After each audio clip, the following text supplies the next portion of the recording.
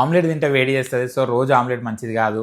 Boiled egg తింటలేరు sir అన్న పేరెంట్స్కి omelette పెట్టండి అన్న ప్రతిసారి ఇదే డైలాగ్. అదేం సార్ రోజు ఆమ్లెట్ పెట్టచ్చా, వేడి చేస్తుంది, అసలుకే ఎండాకాలం అని ఇట్లా వందల రీజన్లు చెప్తాంటారు. అసలు సీజన్లకి ఎగ్స్కి ఏం సంబంధం?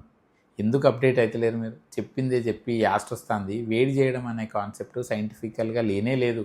ఎస్పెషల్లీ పిల్లలు ఆడే ఆటలకి మీరు ఏం పెట్టినా నిమిషాలనే కరుగుతాయి అవి లోపల.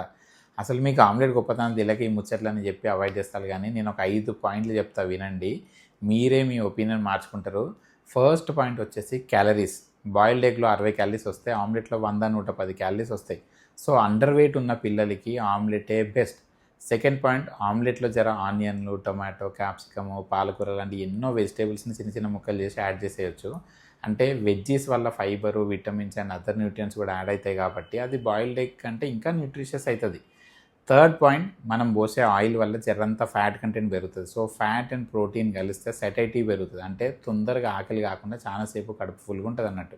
సో మార్నింగ్ బ్రేక్ఫాస్ట్లో omelette is a better option for kids.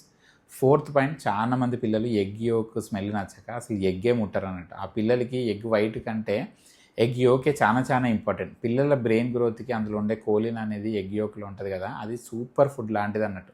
So అట్లాంటి ఎగ్ యోక్ తినని పిల్లలకి బెస్ట్ ఆప్షన్ ఈ ఆమ్లెటే. ఇంకా ఫిఫ్త్ పాయింట్ అని చెప్పుకుంటూ కూర్చుంటే వీడియో మరీ లాగ్ అవుతుంది కాబట్టి ఆపేస్తున్నాయి. ఈ 4 పాయింట్లతో అడ్జస్ట్ అవ్వండి. అండ్ ఆమ్లెట్ చేసే విధానంలో జరంత జాగ్రత్తలు తీసుకోవాలి. అడ్డెడ్ నూనె పోయకండి. 100 క్యాలరీలు కాస్త 300-400 క్యాలరీస్ చేయకండి.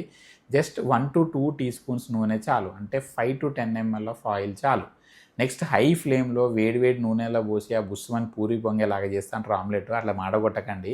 అంత వేడిలా చేస్తే దాంట్లో ఉన్న న్యూట్రియంట్స్ పోతాయి. సో పొయ్యి సిమ్లో పెట్టి మెల్లగా బాయిల్ అయ్యేది వేసుకోవాలి ఆమ్లెట్ని, అండ్ ఓవర్ బర్న్ అవ్వకుండా చూసుకోవాలి.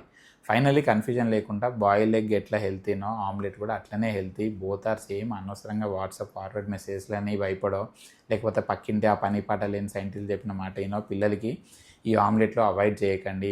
Omelette and boiled egg both are super foods పిల్లలకి. సండే ఓ యా మండే రోజు కావు అండే. Okay, thanks for watching.